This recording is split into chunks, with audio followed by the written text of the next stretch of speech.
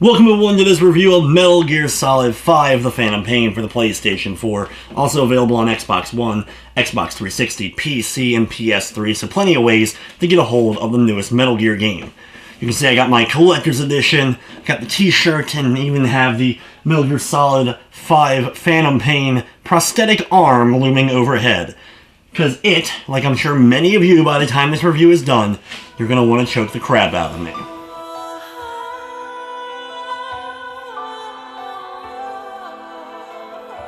I'm a longtime Metal Gear Solid fan. I've been a fan since the NES days, even though I didn't quite understand how to play the games, and then years later with the Solid series when I really fell truly in love. Metal Gear Solid 2 was the reason I went ahead and got a PS2, and the same goes for Metal Gear Solid 4 with the PS3. Metal Gear Solid 3 happens to be my personal favorite, though, in the series. I actually marathoned played 2, 3, and 4 on launch, playing all the way from start to finish in a single setting, and I loved every single second of that. With that being said, though, Metal Gear Solid 5 doesn't measure up in any way, shape, or form to me to Metal Gear Solids 2, 3, or 4. The things I love most about the Metal Gear games are its story-driven, cinematic, characters, and bosses. That whole atmosphere of feeling like a really amazing action movie with just intense characters and interesting characters, sometimes completely over the top and outrageous, but that's what's made them fun and interesting, and I feel like they've really gotten far away from that. However, there is a very simple review for you guys if you're interested in getting the game without even having to watch the rest of this video. If you liked Metal Gear Solid Peace Walker, you're going to love this game. Basically, Metal Gear Solid 5 is Peace Walker if you gave it a mushroom from Mario and it went Omega size. All the same gameplay mechanics pretty much from Peace Walker are included here. Now that's not to say I completely hated Peace Walker. In fact, the story and characters introduced in Peace Walker, and a lot of which finished up with Ground Zeroes, I absolutely loved. I thought it was a gripping story, even though it was told very minimalistically, I think mainly due to the limitations of the PlayStation Portable, so it was acceptable on that level. However, Metal Gear Solid 5's story is spread out so much, you'll go hours and hours and hours without really feeling like you've made any progress from a storyline perspective.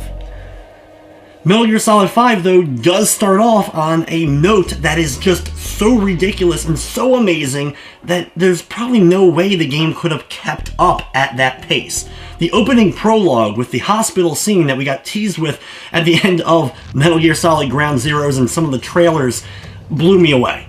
I was just like, at that point, strap me in, I want to play this game forever and just play it through to the end in one go. And unfortunately, though, very quickly after that opening prologue, you get to find out what the game is truly about. And unlike a lot of Metal Gear games where it's a very linear game, Metal Gear Solid 5 Phantom Pain is a very huge game. The problem is, it tries to be too huge.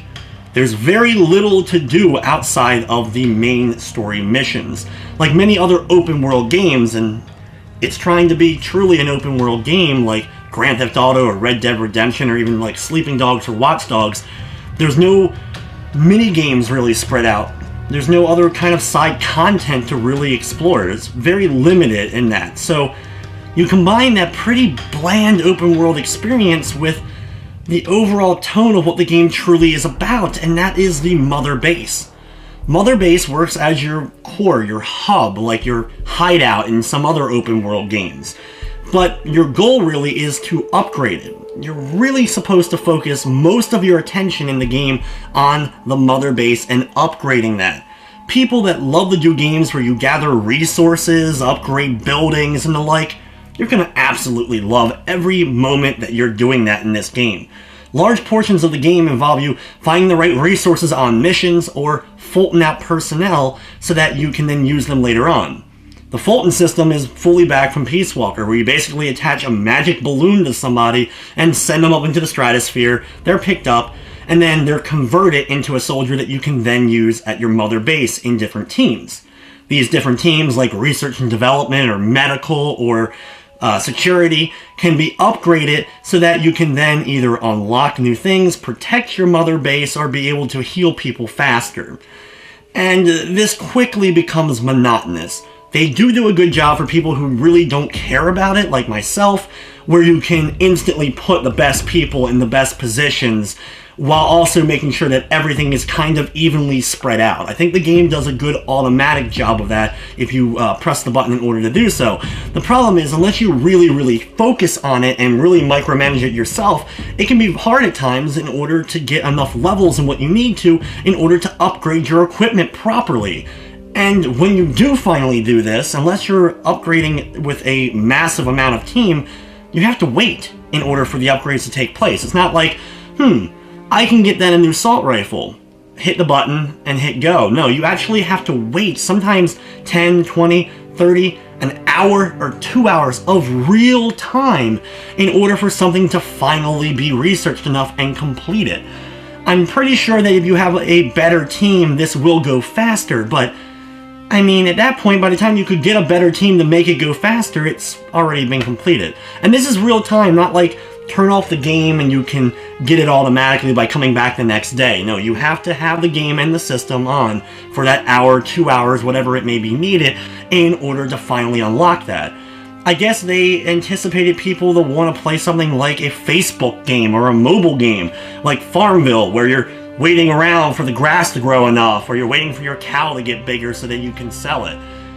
That kind of gameplay does not appeal to someone like me whatsoever. However, for those who like those kind of games, you'll probably find some enjoyment with this. Now, what do you do with everything you've upgraded? Well, you go on missions. The game is all mission-based. Very much like Peace Walker, where you're dropped into a limited area. And limited I'm using loosely here. The areas are quite large, and don't get me wrong, the world in the game itself is quite a big map. You have a lot to explore here in the game. The problem is, for missions, you're limited. If you go outside of the zone, you instantly fail a mission, and if you get far and accidentally go down the wrong side of the road for a brief period of time, and end up going out of the mission zone without realizing you're doing it, the game doesn't give you a prompt that says, "Are you sure you want to quit the mission?" It does give you a little warning in the corner, but if you're not looking directly at it, you may miss it, accidentally go out of the mission zone and have to start the whole mission over from the beginning again, which that happened once to me, and that was enough to make me rage, trust me.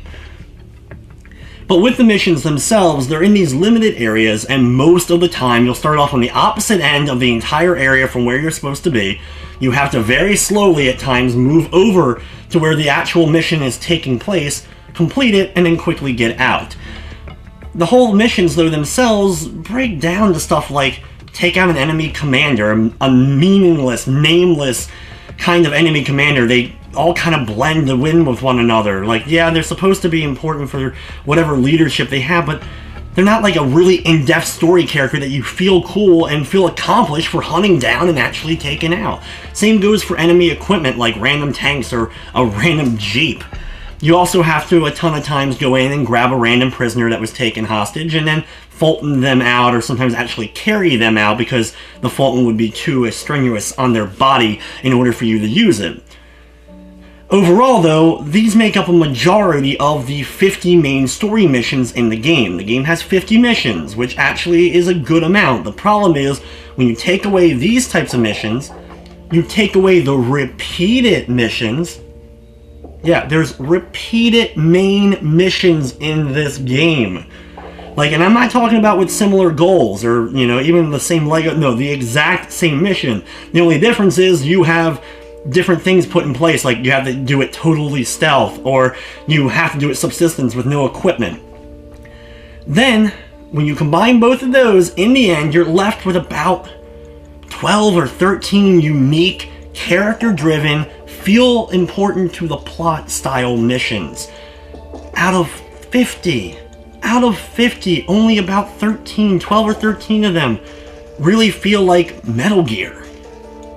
I'm not saying that there isn't any story to these missions. One of the big other problems with the game is most of the storyline is told through cassette tapes, which wouldn't be so bad in a lot of games nowadays, but for Metal Gear, it's built around its cutscenes and its dramatic, cinematic experiences, watching the characters interact with one another, and that's completely taken out by having cassette tapes that you listen to. The scenes that are in there are cool, don't get me wrong, though there is a little too many torture scenes for my liking. Not that that can't be cool, but at the same time, it's like, okay, gotcha, we're torturing this again, this is, okay. Show me something new, is basically what I was waiting for with some of these scenes. However, like I said also, they are so far spread out. I mean, you may go 5-10 hours in this game without really feeling like you've made any story progress, which is, like I said before, the most important part to me.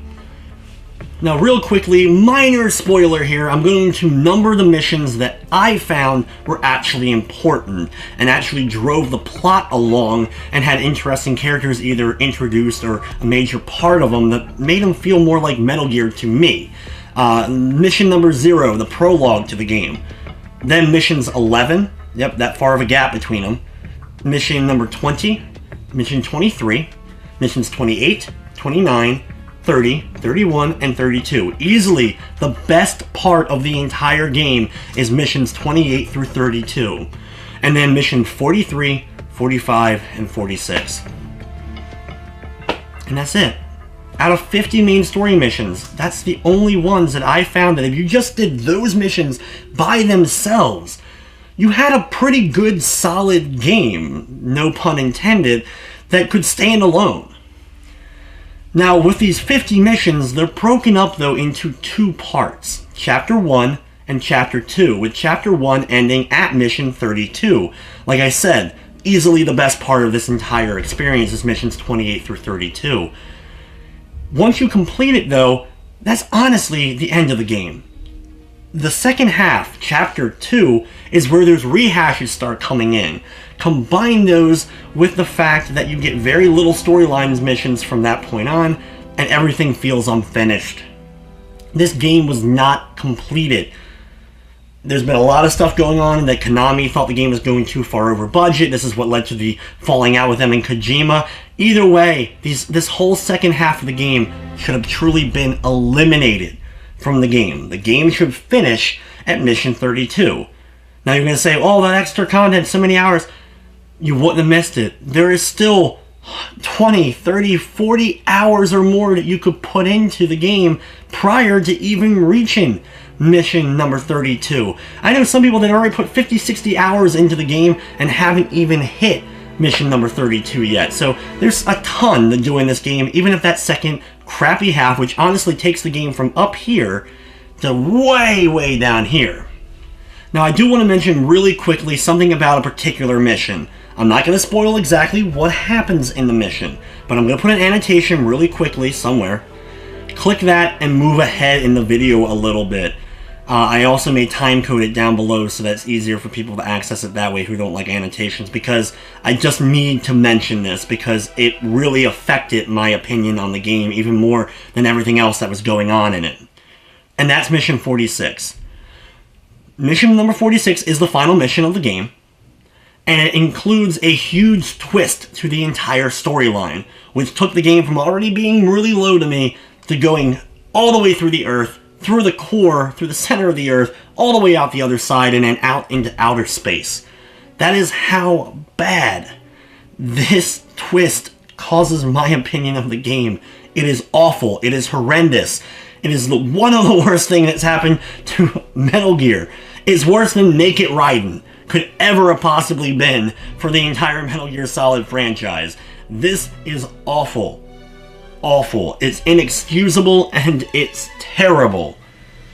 One of the other huge factors I have to get out of the way, though, as far as negativity of this game, is boss fights. Where are the boss fights? Metal Gear Solid is built on humongous, ridiculous, amazing bosses, but there's none here. At most, you could maybe count 6 bosses. Honestly, though, 2 of them are squads, basically just sets of unique soldiers that don't have like names or anything. They're all exactly the same as one another, but they're stronger. You have an encounter that you can't win, so I look at that as kind of like, you know, that setup encounter where, okay, I can't beat them, I escape with my life, I'll get them next time, but you don't even get a payoff really for that.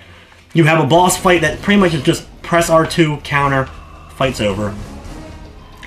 You then have the 2 important fights. One is based around a character that's very pivotal to the story, and personally my favorite of the new characters introduced into the game.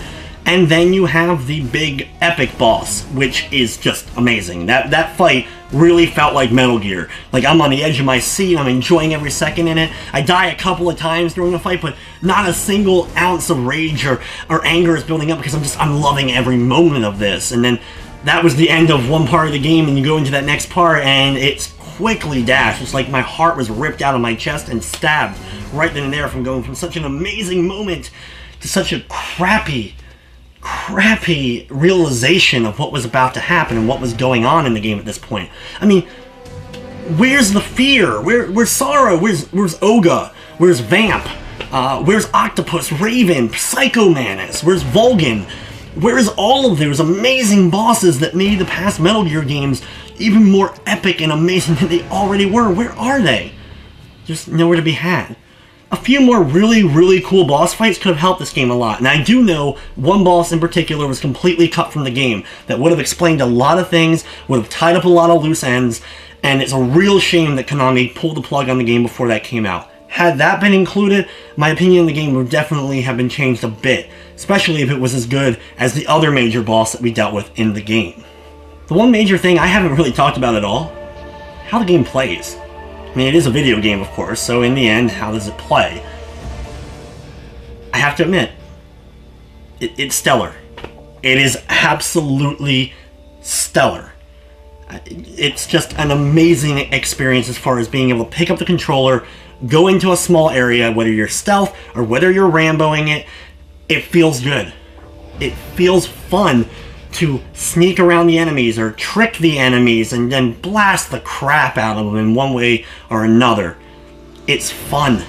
The easiest pick up and play Metal Gear game in the whole series. Yeah, there's a little bit of convoluted controls. It's to be expected with Metal Gear. Kojima loves to experiment with weird things as far as control schemes and other elements like that, but it does play fantastic. It's why it hurts so much that this game didn't deliver to me with its story and its characters and boss fights, and has so many parts where it just drags that could have been moved over to like side missions and not been a part of the main missions. Fixing up that whole second half and making it better, or just completely cutting it, would have really helped because the gameplay is so fun. There are some really amazing moments that I will always remember, especially going back and replaying the game kinda after I finished up most of the stuff and just kind of trying to immerse myself even more into the game than I had previously. Hunting wild animals, which is one of the few side things you can do, can be very enjoyable. There's also the whole cassette tapes. Basically, you can find random cassette tapes and then listen to them. They play random songs, like mostly 80s pop music, but there's also some Metal Gear songs in there too. I mean, listening to Kids in America while you're blasting through a whole row of enemies in a giant walker.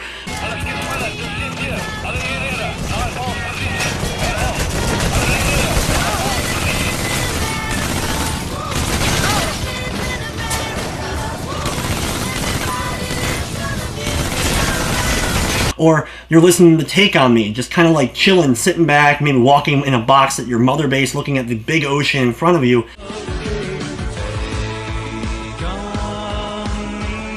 It's a gorgeous sight and really fun, and then you, of course, have the final countdown. Playing that song at any point with an epic thing going on, especially a major boss, the major boss of the game, and then killing the boss with that, it's amazing. I really cannot fault anybody for liking this game. I can't argue against this game from its gameplay. From its core gameplay, I cannot argue with anyone for liking this game whatsoever. I can see why it's getting a lot of 10 out of 10s and 9.5s out of 10s at the lowest. Real quickly though, also I have to say the soundtrack itself is good. There's a couple of new original songs that are fantastic that will easily fit in with all the other great Metal Gear epic amazing songs, and then the graphics, mind-blowing. It's ridiculous. This engine feels good, it looks good. Yes, most of what you're looking at is just stupid sand and dirt and rocks, but the best damn looking sand, dirt, and rocks I've seen in any game lately, especially on the PlayStation 4. The graphics are just unbelievably spectacular. Very little problems as far as playing the game. It wasn't crashing on me, it wasn't breaking down on me. There was very little glitches when I played through the game, and I put easily 50 hours or so by the time I was finally done doing everything I possibly could. I really didn't run into any technical problems. It's a very good game. It's an extremely good game. One of the best games this entire year. But as a Metal Gear fan, I can't help but be disappointed. The elements I love the most about Metal Gear were ignored, while other elements that I honestly always looked as second fiddles got improved to a point that exceeds every game prior in the entire series. So, with that, I have to say, from a game perspective, and I rate games harshly, remember. In fact, I don't even give my favorite video games ever 10 out of 10s.